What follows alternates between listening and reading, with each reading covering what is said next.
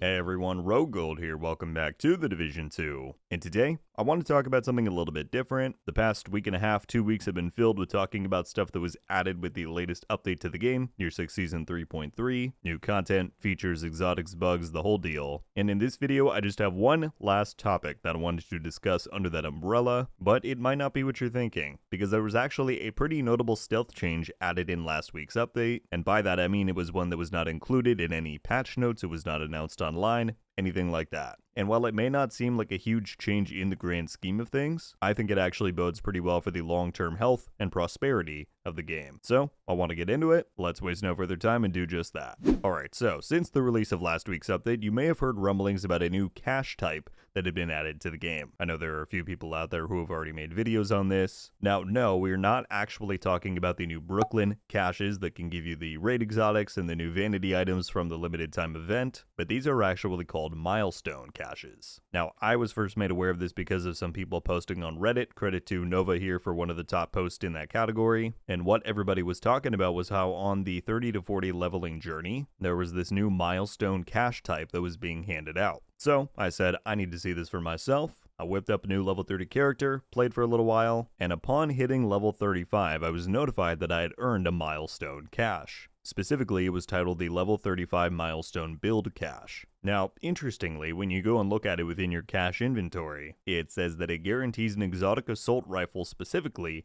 and then 4 pieces of a gear set. Now, minor spoiler warning if you go and do this for yourself, everybody that I've seen posting about this thing gets the exact same items from this cache, right? It's a static cache, it's not random. But I cracked it open, and I was awarded with a capacitor, AR, and enough items to equip the 4-piece bonus of the Rigger gear set. That was not the final surprise, however, because once it opens and shows you all of those items, you then get 2 options at the bottom to either try build or add to inventory. So that's interesting, that's something we haven't seen before. I did the try build option and it automatically equipped all of those items, and just like that I had a decent skill build on. Now of course there are better options out there in the game than Rigger, all of the rolls on these pieces were unoptimized, right? But with the distribution of just this one cache, the game handed me a pre-made build. And so the whole reason that I wanted to make this video is that I find that to be pretty neat. You may ask, why is this important at all? Well, it is pretty much the earliest foundations that they could lay for in-game build tutorialization. As the game exists right now, there are no in-game tutorials or tooltips to explain what a build is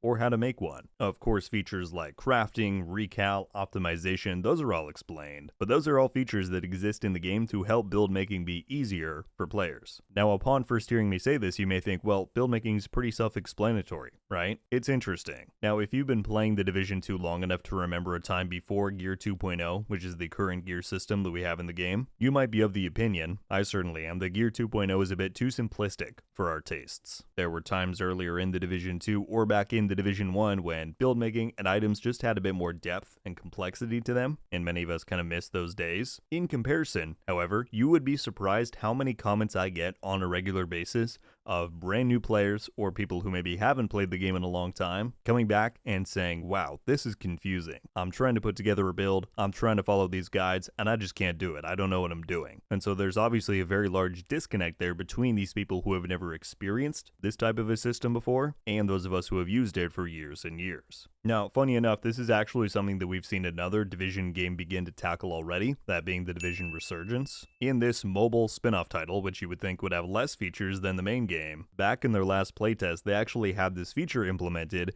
which was called something like recommended builds. And what it was kind of a database of different builds that you could check out. It would give you a checklist of the general items that you would need to put it together. It then had a description saying if you put all of these items together, this is kind of the broad general playstyle that you'll be able to fulfill. And if you then went and did it, you farmed those items, put them all together, you then unlocked a small achievement and earned some rewards. And ever since I saw that, I was like, this is a pretty cool idea. And I think even in a few of my Division 3 wishlist videos, I've suggested that they take the idea one step further, saying why not let players upload their own builds to an in-game database. You can title it, give it a description, say what kind of playstyle it allows you to do, and then other people could go search those up, view them, upvote them, whatever. Now, does that kind of an idea reduce the viability of the classic YouTube build video? Yes, it certainly does. Maybe there's some creators out there who wouldn't be a huge fan of this, but I don't think it can be understated how comprehending, executing, and enjoying build making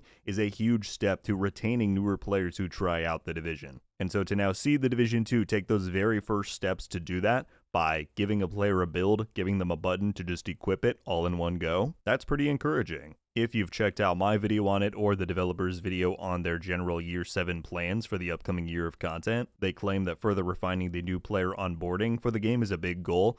Could this be a part of that? Maybe it went into the game early. That's why it wasn't in the patch notes. I have no idea. I would say the next step that they should ideally strive towards is to create a tooltip that pops up once you choose to equip this kind of a milestone build. You know, since it is a set of static rewards, maybe the game would then say, hey, this is a skill build. You have an exotic. You have 4 pieces of a gear set. Feel free to try this one in gameplay or figure out other ones to put together. But yeah, for now, while this kind of new feature and thing that they've added may not excite veteran players, I think it is an important issue for the devs to continue to address, and hopefully, even if this is not a system that directly benefits you, hopefully you can recognize and understand the value of not just trying to ensure the new players check out the game, but that they stick around and want to keep playing it in the long term. But that is just about going to do it for me, everybody. That is the breakdown on this new milestone cache that has been stealthily added to the Division 2 in the latest update. I wanted to just quickly overview it, give some of my thoughts. Honestly, it's cool to see something like this added before the Division 3. I frankly thought that's how long we were going to have to wait to see them take a crack